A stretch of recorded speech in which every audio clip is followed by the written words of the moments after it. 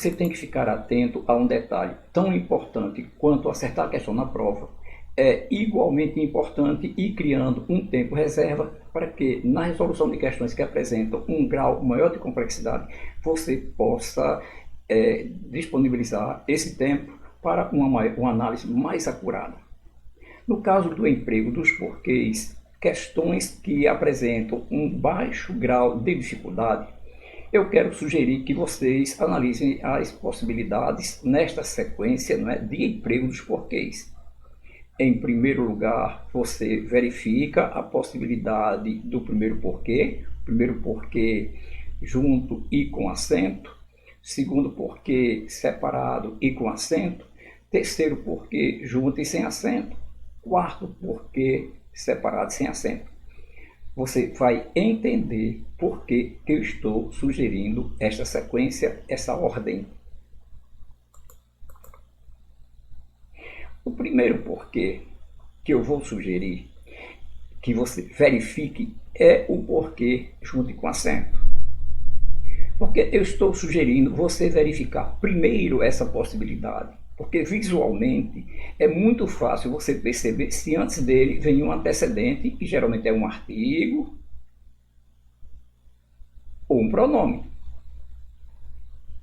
Observe que é muito fácil, visualmente fácil, você perceber a ocorrência de artigos ou pronomes funcionando como determinantes. Esse foi o porquê da nossa escolha. Se há um determinante, um artigo, então o porquê obrigatoriamente é junto e com acento. Havia um porquê que não havia sido esclarecido. Observe que esse porquê, que você poderia confundir esse um com numeral, mas mesmo que você confundisse como numeral, não haveria problema, porque ele funcionaria como um determinante. Esse um é um artigo indefinido. Se antes do porquê aparece um determinante, no caso artigo, o porquê será obrigatoriamente junto e com acento. A mesma coisa acontece quando eu tenho um pronome. Observe, decidimos não cometer equívocos no emprego desses porquês. Observe que esses é um pronome demonstrativo, é um pronome. Então, ocorreu artigo ou pronome antes do porquê. Obrigatoriamente, ele deverá ser grafado junto e com acento. Observe que é muito fácil visualizar, não é, o detalhe da presença do artigo. Se, no decorrer da resolução, você perceber que não é possível, não há presença de artigo, você verifica se pode colocar o porquê separado e com acento. Esse porquê também é muito fácil visualizar. Observe, primeiro, não houve determinante antes dele. Segundo detalhe, vizinho, coladinho aqui depois dele, aparece um sinal de pontuação. Pode ser qualquer sinal de pontuação, vírgula, ponto, ponto e vírgula, ponto de exclamação, ponto de interrogação. Apareceu sinal de pontuação coladinho aqui, vizinho, depois do porquê, e não veio determinante antes. Se aqui eu tivesse um artigo, entendes o porquê, já seria o primeiro porquê. Observe que eu não tenho determinante e ele veio aqui coladinho, vizinho, agarradinho no sinal de pontuação que vem logo na sequência. Ocorreu isso, porquê separado e com acento. Observe que esses dois primeiros porquês são de facílima visualização. O terceiro porquê também é de fácil resolução. É o porquê junto e sem acento. Observe que esse porquê deve ser empregado, não é, quando eu tenho frases causais ou explicativas. Observe que nesses dois exemplos, faltou porque estava doente e choveu porque o chão está molhado. Eu poderia substituir esse porquê por pois.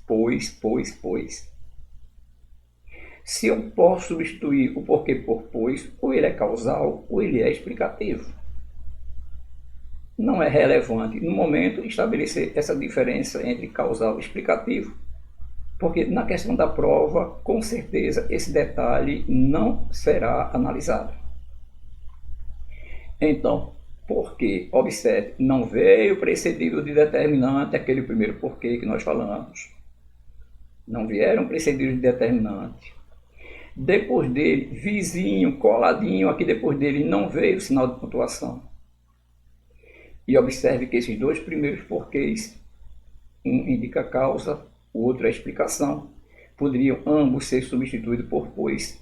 Então, porquê junto e sem acento. Faltou porque estava doente, choveu porque o chão está molhado. Esse outro exemplo, a frase não é tão frequente, né? Mas quem já viu na Bíblia é a frase. Eu poderia ter colocado um outro exemplo, estudai para que ou porque sejais aprovado, era o mesmo porquê. Observe que esse porquê, ele pode ser substituído por para quê. Então, ele indica finalidade. Então, lembrando, quando o porquê indicar finalidade, quando puder, de outra maneira, quando o porquê puder ser substituído por pois ou por para quê, porquê substituído por pois ou para quê, memoriza isso. Ele deve ser grafado junto e sem acento. Vamos para o próximo porquê.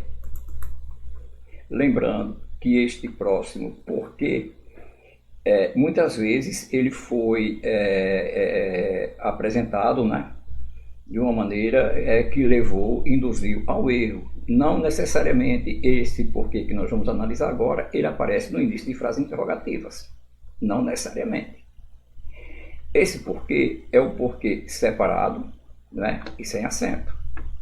Observe que ele pode ser substituído por qual motivo, por quais motivos, pelo qual, pela qual, pelos quais, pelas quais. Tais são as razões pelas quais dedico o melhor do meu tempo. Se eu posso substituir por pelas quais, obrigatoriamente ele é separado e sem acento. Persistiram por que motivos? Persistiram por quais motivos? Então, observe que esse último porquê, não é?